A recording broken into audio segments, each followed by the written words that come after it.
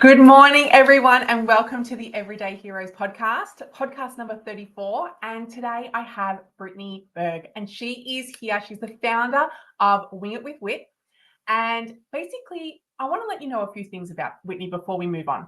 Is that she's a primary school teacher.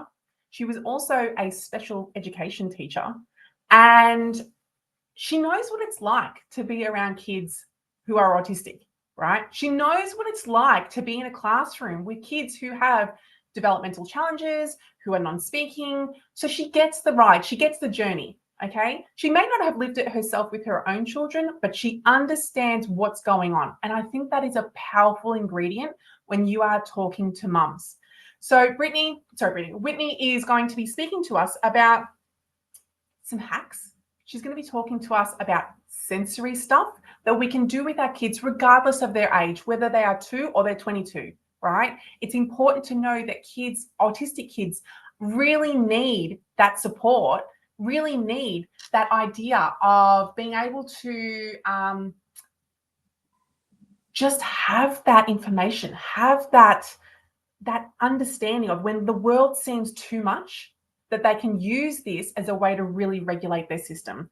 So welcome, Whitney. How are you going? Thank you so much. I am so excited. I feel so honored that you asked me to be on your podcast. I love what you're doing, so I am equally as excited. Amazing. Okay, so let's just get into this a little bit. So what's something that you wish more mums knew about doing creative activities at home? I wish that they knew that it didn't have to be Pinterest perfect. Mm-hmm. And I also wish that they knew that it doesn't take like 2 hours to set up.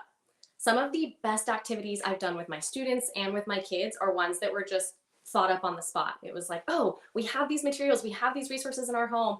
Let's throw this together really fast. And it's become something that's like my kids' favorite activity. So I wish that more parents knew that they didn't have to go all out, spend too much money, or spend too much time. Sometimes it's okay to keep it simple, and kids are totally okay with simple. Yes, sorry. And I agree with you, because I will put my hand up there and say I was definitely a person who wanted it to look like Pinterest, right? Mm-hmm. We all Why? do. Yeah. Why isn't my child sitting down like the way that everybody else does? Why Yep. are they not interested in this? Why is there something going? And it was so frustrating, because I would then get really angry with myself.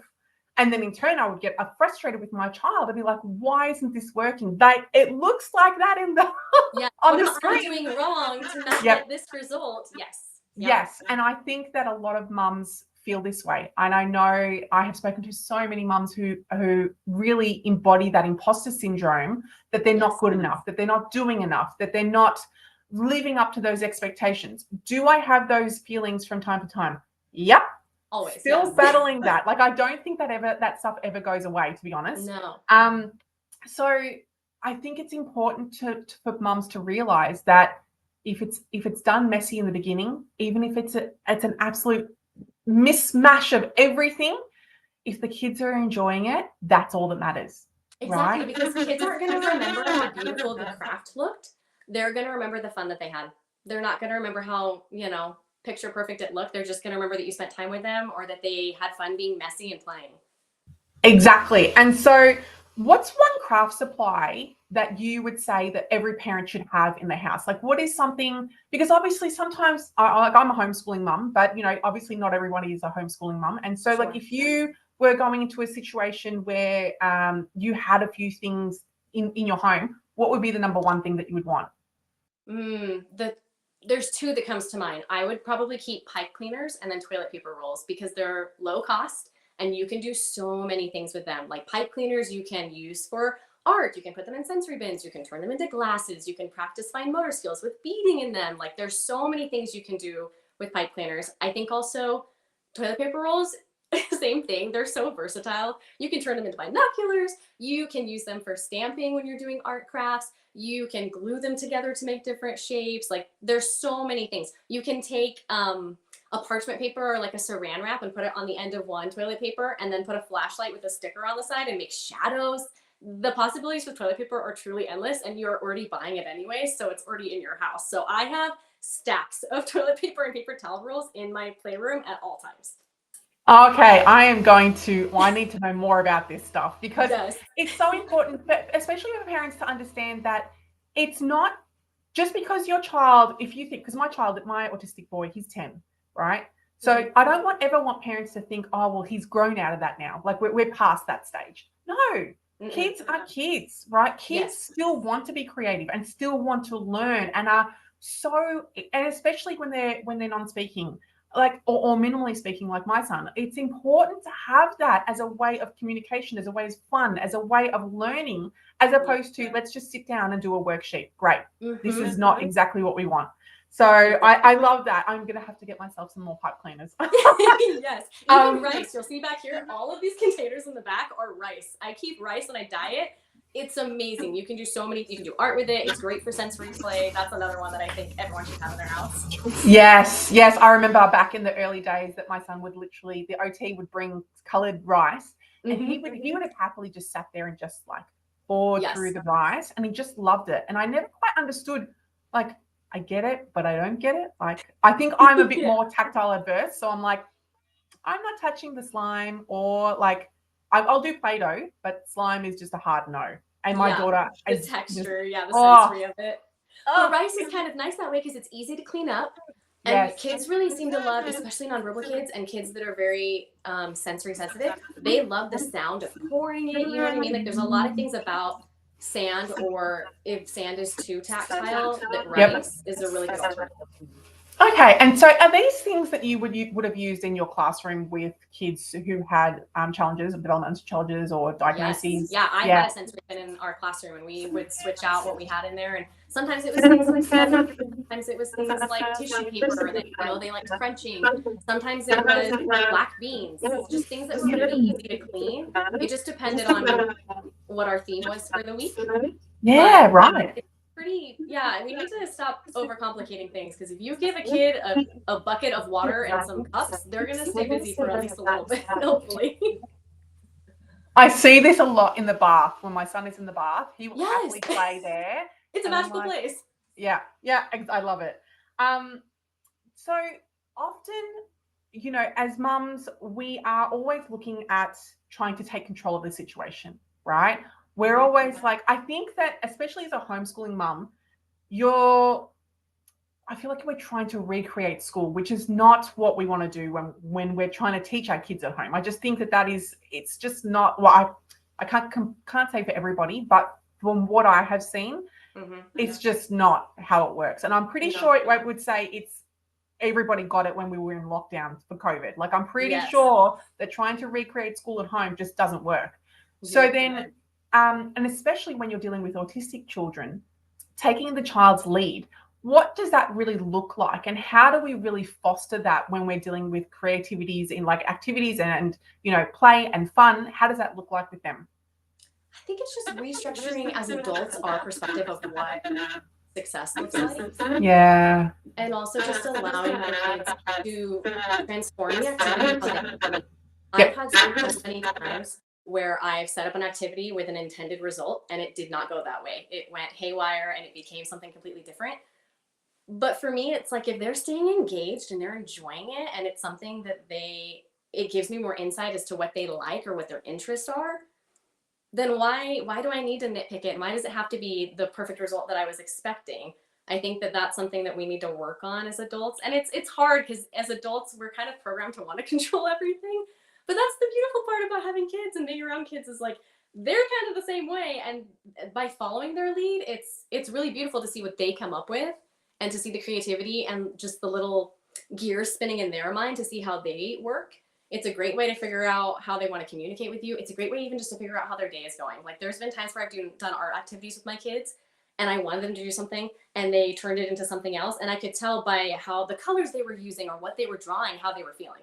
So I think sometimes we don't allow ourselves to see what kids are thinking, experiencing, what their interests are, because we just take too much control. I think if we keep our hands off a little bit more, it really does open the doors for allowing us to see what kind of play we can introduce or what kind of lessons, if you're doing homeschooling, we can introduce that would still keep them engaged without feeling like we have to control everything. Because if the kids are in the lead, they're going to be more engaged anyways.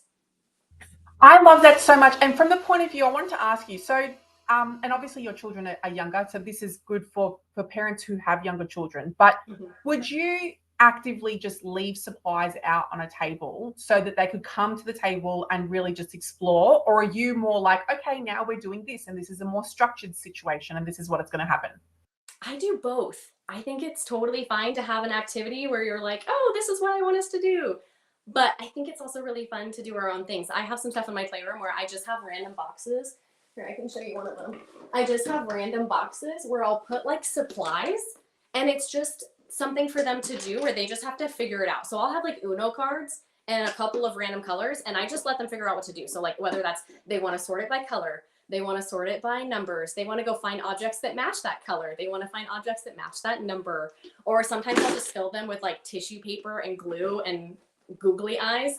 And I'll be like, make a monster or make whatever you want. It's just kind of a make me box. And some of our best activities and most fun things that we've done have come from those boxes. Just throwing things together and being like, you figure it out. Yeah, yeah, I love that so much because as a recovering perfectionist over here, I definitely want to, that control is what I cling to, right? Mm-hmm. It's something that a lot of mums, I feel like, want to have control especially Yes. when there's so much uncertainty, especially when you're raising an autistic child, everything feels uncertain. So what you're clinging to is that control, that very, very small amount of control that you have, Yes. so that you can, do something with it. So I really, really like that. So um, what is something, I guess, that as a mum we need to let go of so that we can ensure that we're teaching our children, not, I don't want to say correctly or the right way, because I don't actually think that there is a right way. Like, I think No. we're all individual and I think we all learn differently. But what's something that we can let go of? I think that idea of perfection, I also think, like you said, with the correction, my big belief is like connection over correction. I would much rather connect with my child on what their interests are or what type of play based learning they enjoy versus having it all be perfect. And that's something that we really do have to deprogram ourselves from because, like you said, like we just want to have that control. But that's something we need to let go of is just being perfect or having it be exactly what we intended it to be or getting frustrated when our kids don't have it look like the Instagram or Pinterest or TikTok reel that we saw. Like, that's okay. We need to meet these kids where they're at and let them grow and thrive in the ways that they can, right? And that looks different for every child. And especially with parents that have kids that are not meeting certain milestones, letting go of that expectation or that grief of, well, why can't my kid do this? Your kid can probably do a lot. You just need to let them take that lead. Stop letting yourself not see what they're capable of because you want them to fit this hyper focused skill. If you're giving them just the lead, they're going to show you they can do so much more. Oh, I love that so much because we are so caught up. We are so, as mums, we're caught up on that idea that our child at this age should be here. This is Yes. exactly where they should be. I think that's such a load of baloney. Like, Yes, same. but at what point did we say, right, that like Mhm. you're an adult and I'm an adult, but you were going to have different skills and I'm going to have different skills. So does that mean Yeah. that I'm behind? No, we don't look like I have never said to another adult, oh, you're behind because you're not as good as that. Yes. So It's why would like we do that to that. our children? Yeah, it's like that Dr. Seuss post. I'm probably going to butcher it, but it's something along the lines of a fish would think it's stupid if you told it that it needed to climb a tree. It's like we all have our own skills, right? Like I am terrible at math. Absolutely. I hate math. I would not want to engineer how to build a home, right? There's a lot of things that I'm not good at, but that doesn't mean that I'm not good at other things, right? And it's if we give each other grace as adults, we need to give kids the same amount of grace because every single child has their own individual skills and capabilities, and we just need to let them show us those things. And we do that a lot by learning through play. Yes, and I think one of the things I remember when my son was first diagnosed, and I remember speaking to the pediatrician, and he said to me, "Well, you've just got to play with him more." And I physically remember hearing myself say to him, "But I don't know how to play. Like, I don't remember how to play. I Yes. don't know what that looks like." And it's funny that as you get older as an adult, that idea of play sort of gets stripped from you, whether that's through schooling or Yeah. whether that's through society or whatever it is. But you lose that magical sense of play and imagination, or using your Yep. imagination or imaginative play, I should say, and like trying to build something just for fun. Like, what does that look like? And so, Yeah. what would you say to parents who feel like they've lost that idea of play? I think once again, like following the kids' lead, I think that when I actually just get on the floor and play with my kids, I may not remember how to do it, but watching how they're doing it, I don't know. I think that humor is a huge part of play that we've lost as adults. I think we take ourselves a little too seriously sometimes. So just allowing yourself to be silly, allowing yourself to play in the ways that you want to and to not be, I mean, who's watching really? These kids love you. They're not going to care if you're stomping around the house like a velociraptor, right? Like let yourself be a kid again. And that's something so beautiful about working with kids and having kids is they really do shift that perspective. They just look at the most basic things and they think they're magical, right? Like they see a rainbow or a butterfly and it's just this amazing thing. And it's stuff that we pass by on our way to work and wouldn't even think twice about. I would just say, just be where your feet are. Allow yourself to be present in the moment and just allow yourself to be silly and just have fun with it. Yeah, so true, because we are lost in the busyness of life. So many of us, especially mums who are raising autistic children, that Mhm. idea that you have to like get the therapy invoices paid, you have to claim the NDIS invoices, you have to like go get the shopping, and you need to like, the list is endless. And so Yeah. I feel like as mums, we've lost that idea of being present because we're always thinking like, what's the next thing? What's the next thing? What's the next thing? Yes. And you can't be present because you're always on that sense of attack, like something's going to come up. We need to be Mhm. ready to fight because something else is going to come up. What if the child goes and has a meltdown? What if we don't get dinner ready? What if he doesn't eat? What if we Yeah. have a meltdown before bed? Like, so we're constantly in that fight or flight. How do Yeah. we get ourselves back into that present moment, do you think? I think there's two lines of thought I have. I think one, something I was thinking of as you were saying that is it's okay to allow our kids to be bored.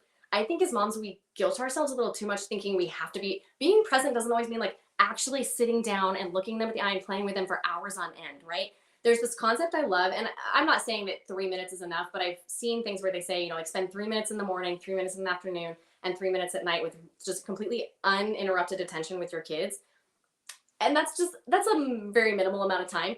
But if you were being intentional even for 3 minutes with your child where nothing else is in the way and you're just sitting there playing with them, talking with them, going on a walk, getting some ice cream, drawing a picture, whatever it is, that's going to feel like a lot more time than 3 minutes for them.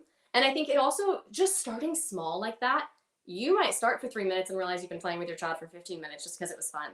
And so just allowing yourselves to start small and also just not guilting yourself too much, because some of play is us being involved with those kids, but some of it is we need to let the kids be bored. I think boredom is a thing that we have kind of lost in these younger generations. We constantly feel like they need to look at screens or they need to have something to do. And it's actually really important for these kids' development to be bored. It's okay to just say, in 5 minutes, mommy's going to play with you and we're going to set a timer and we're going to play this game. But for right now, you have these activities to choose from. You can go choose what you want to do. That's equally as good for their development. And that's something as moms that we need to work on as well, is not feeling like we have to constantly be right there with them. It's good for them to be bored and to find moments of play on their own. Absolutely, I totally agree with you. Is there a go-to activity that you would have outside of like the pipe cleaners and the toilet rolls? Is there something that you would have where, like, let's say you're fully stressed out, you've had a really bad day, there's a lot going on at home, and you just need the kids to play? Is there something that you would pull out and just be like, can you just go and play? And does that is that more based on like younger kids, or do you have something else for older kids? So for younger kids, I it depends on if I want to be present or not. If I need a minute to myself because I'm feeling really overwhelmed, water. It's cheap. Hopefully everyone has it. You just get a little bucket, you fill it up with water. You can add like a couple sprinkles of food coloring if you want. If you do like two, it's not going to stain anything. Give your kid a whisk, give them a scooper from your kitchen, give them a spatula, just things that you have around your home, and send them outside. Just put them in your backyard and give them those things. Um, my young kids have always liked water, and there's so many different variables. Even if you just change one thing, like giving them a whisk versus giving them a scooper versus giving them a funnel, it's a different type of play for them. So just switching things up. If you find that you're going to water a lot, that's okay. You can still just switch one thing, and it's still a new experience for them. So for younger kids, that was always my go-to, was water. If I felt like we just needed to leave, my big thing is if the walls feel like they're closing in, remove the walls. Go on a walk, go outside, go do something. So if it's one of those things where I don't need a break, but like these kids just need something to do, just go on a nature walk. Grab some masking tape and make yourself a little nature bracelet, put it on inside out, and go for a walk and find yourself some flowers and stick them to the tape or something. Or pick things in a certain color on your walk that you're going to look for on the entire walk just to keep your minds busy. Just get outside. Those are huge things. And that even works for older kids. My oldest is 9, she's 8, and she still likes that. Like if I feel like she's having a hard time, I'm like, we're going on a walk and we're going to look for the color blue. And she still enjoys it. She still loves it. So I'd say going on a walk is always, even as an adult, we need to be doing that more. You sure do. I think we don't get out enough. And a lot of the times I find a lot of the clients that I speak to and friends of mine, sometimes they're like, I just can't go outside because what if he runs away? Or what if he and that's a scary part of it. But I think that if you're going out with intentionality, if you're going out with doing a fun activity and really explaining this is what we're going to do, I think it makes it a game and it makes it so much more fun. Like going on a scavenger hunt, right? Exactly like what you were saying. Finding all the things that are going to be green or blue and just bring their awareness, because sometimes as parents, we walk outside and again that busyness comes up and we're just like, get in the car, do this, do that. And you forget to smell the roses, right? Yes. You really aren't present. So going on that walk, you yourself will come more present, more aware, more understanding of what is around you and really notice those things and slow down. So again, that in turn has an effect on your nervous system as well. So yes, because our calm is their calm. So if we're not calm, we need to get outside too and like emotionally regulate ourselves too. Yeah, because they're picking up on that, right? They are. Think your children are not picking up on that is like again a load of baloney. Like I just think that they're so intuitive, right? Especially if you've got a child who's non-speaking, even more intuitive because they're just watching your body language, right? So if you're tense, your shoulders are up, you're clenching your fist, you're clenching your jaw, your eyes are furrowed, and I just don't think that is conducive to a happy environment. So like get out on that. I love that. But if they see mommy outside skipping, it's going to change the mood, right? Yeah, we definitely have a lot of music on at home and do like a bit of a book every now and again. Yes. We did that so much in COVID. Oh my goodness. And it was the best release. Yeah. For parents too that I feel like they have elopers, like kids that will run away, I'd say if you have a backyard, even just doing things like chalk, right? Like setting out some masking tape and then coloring in between the tape lines and stuff, you can find ways to still kind of get outside and find purposeful play if you feel like you're in a situation where going on a walk is just too difficult at that time. Because I completely understand that too. I've had my fair share of students that have tried to run away, right? Like that's just something that kind of comes with this. And if that's too hard, there's so many other options of just going outside and playing with some rice or some water or some chalk. Just get outside. Yeah, absolutely. Would you say that all activities should be academic, or are we really not focusing on academics when we're doing fun activities with the kids? I don't think they need to really be that academic. That's not to say that you can't do academics in your activities. That's not a bad thing by any means. But I think we underestimate how much learning is going on through play, right? So even if you're just stacking blocks, like that's taking a lot of cognitive thought to think about what angles you need to stack. And your kid is probably counting in their head how many blocks they're stacking, right? Or even if you're doing that while they're playing, look, you got 5 this time. Let's count them. 1, 2, 3, 4, 5. Do you think we can get 6 this time? There's a lot of natural ways to introduce things that are academic through play. And there's a lot of things that are being learned through play, like sharing and emotional regulation, that I think are just as important as ABCs and 1, 2, 3s. Can you please say that again for the people in the back? Regulation, self-regulation should be the pinnacle, should be at the top of the top, and then we talk about fun, and then we talk about academics. If you are not regulated, you cannot do anything else. You're not learning anything. No, and I get so I'm gonna come.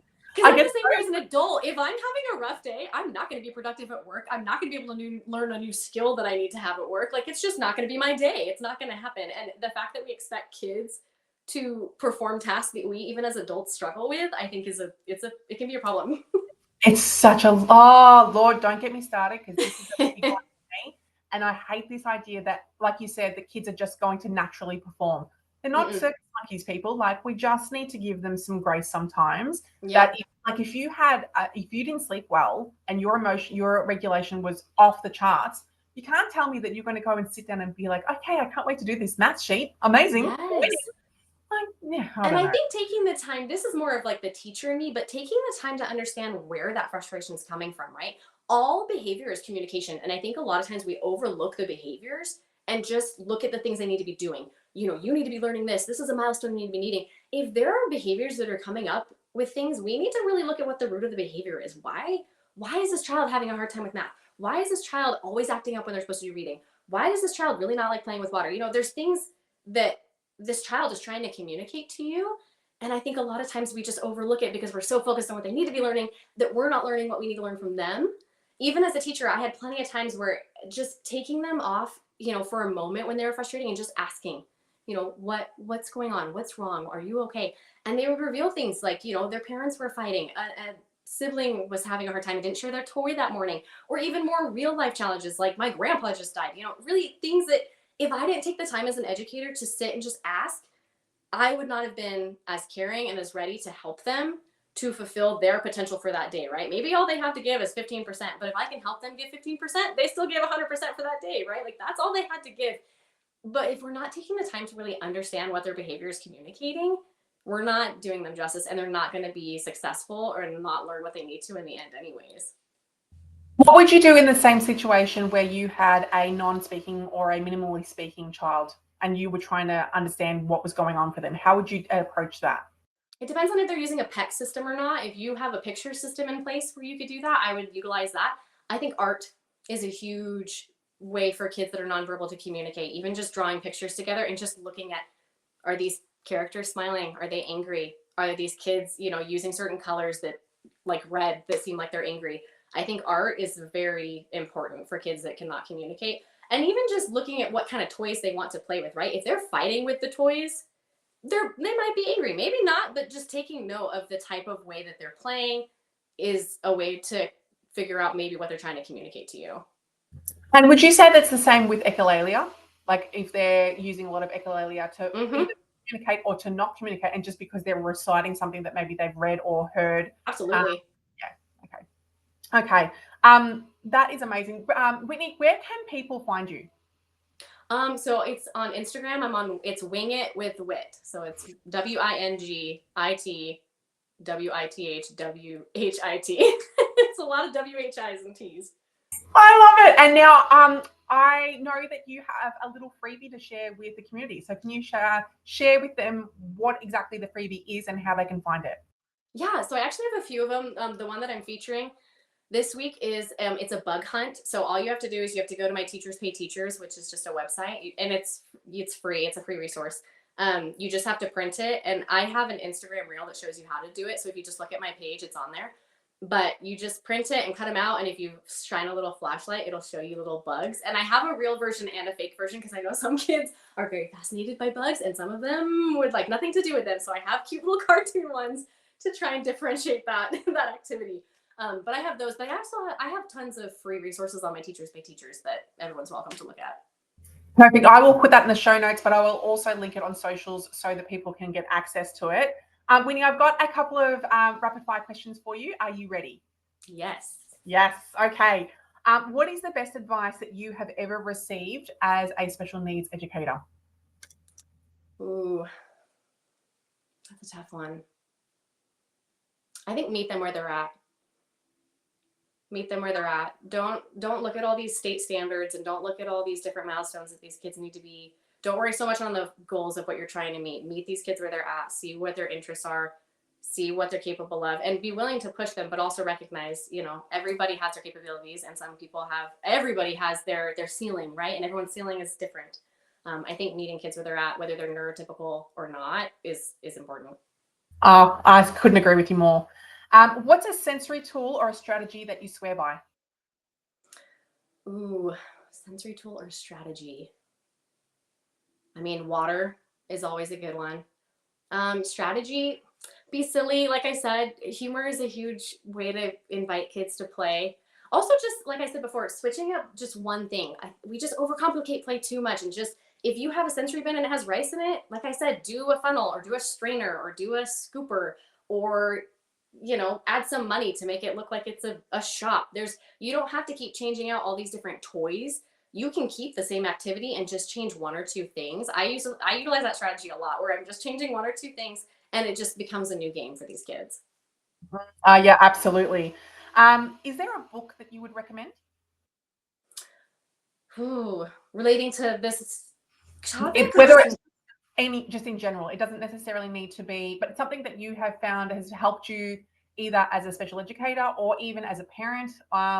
Just because I feel like as parents, we're always looking for either a podcast or a book to read or something that we can go to where we're feeling really overwhelmed or we're looking for more resources to help us on this journey.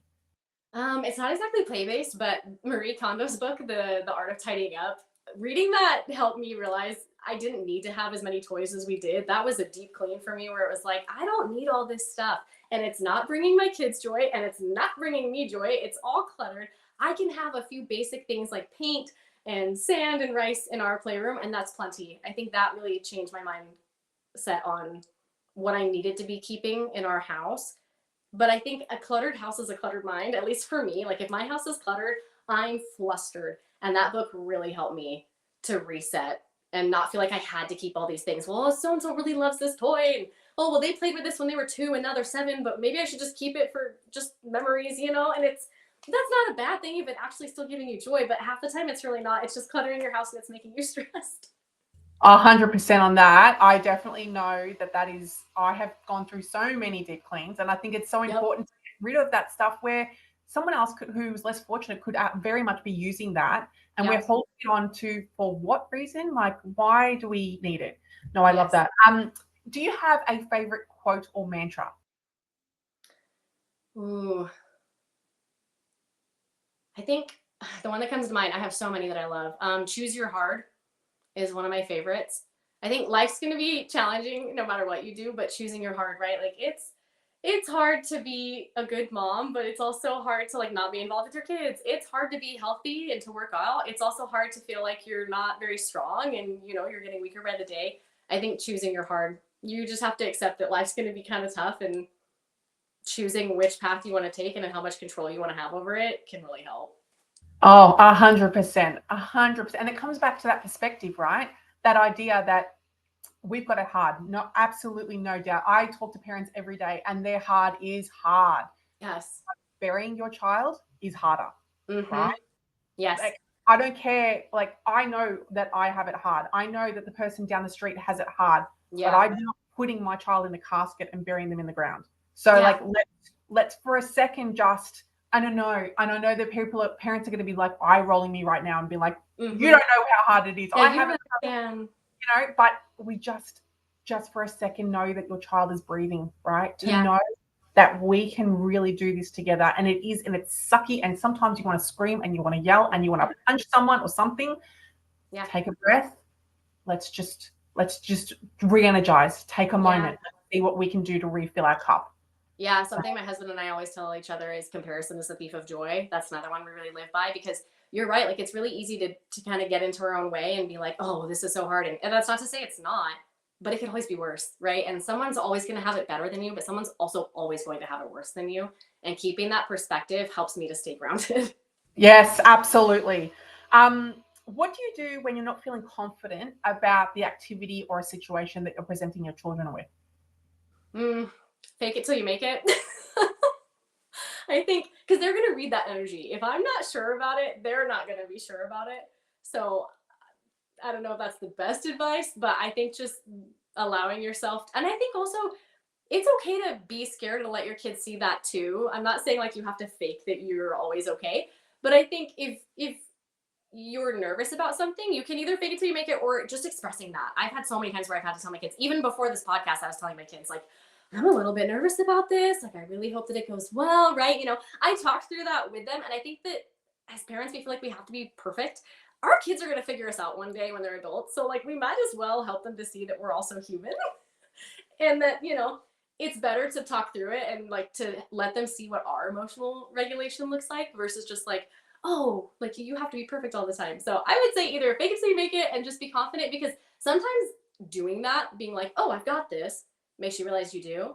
And then you're fine and you can kind of push past that fear, allow yourself to feel that fear for like 5 seconds and then you're good and it goes away, right? Or if you're not so sure about it, talk through it with your kids, because you're setting a really good example by doing that.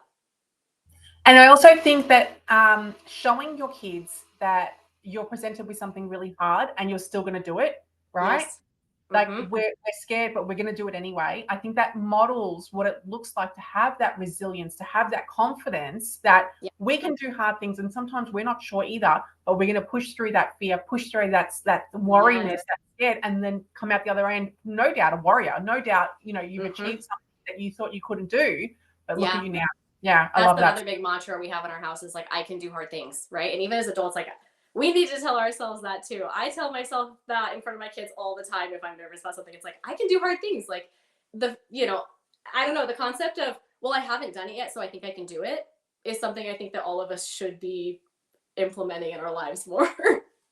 Yeah, absolutely. Because we're presented, especially parents of autistic children, we are Mm-hmm. constantly doing hard things. We're constantly doing things that we don't know we're capable of because Yeah. it's constantly changing. The goalposts are constantly moving. And so you're always being presented with something that you're not sure of, that you're Yeah. like, do I know what to do? How do I know how to do it? Like, and I feel like we just need to just take a moment, again, do that reset, breathe Mm-hmm. through it, and be curious. Where is that guilt, or that, not guilt so much, but more like that worry or that fear or that anxiety? Where is it coming from? Yeah. Right? Whose voice are you hearing in your head when that's happening? Right? Is Yes. it a parent or is it your voice? And Is it, that's or the is thing. it? I think talking through your kids through their fear and like letting them know they can do hard things, our voice and the way we talk to our kids becomes their inner voice, right? So reinstilling that concept of like, it's okay to be scared. It's okay to not want to do hard things sometimes, but it's also okay to push past our fears and do it anyways because we're capable of doing it. And if we don't know we can't do it yet, let's not just decide we can't do it, right? Like let's figure it out. And if we can't do it, that's okay. We learned something about ourselves. I cannot build a house. I just can't. And I'm never going to be able to do that. And I'm okay with that because I also know the things that I can do because I've pushed myself past my comfort zone and I've allowed myself to figure out what it is that I am capable of. And I think that that's something that we need to let kids do too. It's okay to fail and instilling that idea of like, it's okay to mess up. It's okay to not be perfect. It's progress over perfection. You do not have to be perfect. You just need to keep trying and push past those concerns or fears. And even as adults, we need to be doing that. Oh, absolutely. I have loved this conversation, Whitney. Thank you so much for coming on. Thank It has been you. so good. As I really hope that parents take a leap out of this and just be like, take the pressure off. Just like you were saying before, just craft with the kids, do a fun activity to really see where their mindset is at. Really hone in on what's happening for them through that, rather than like as parents, we want to always talk to our kids. Let them show you how they're feeling. Let them show you what's coming up for them so that you get a better picture of where they're at, because I think that that is more weight than gold and more than we can really ask for, because sometimes, whether they're typical or not, sometimes they just don't have the words to be able to communicate with you how they're feeling because they don't have those words. They don't know what those words look like. So being creative can be a really beautiful outlet for them to really show what's coming up and how that's going. Yes, We need. absolutely. We're all just winging it, right? We are all 100% on that. We are winging it. Thank Yep. you so much. I so appreciate it. I will put all the links in the show notes and on socials.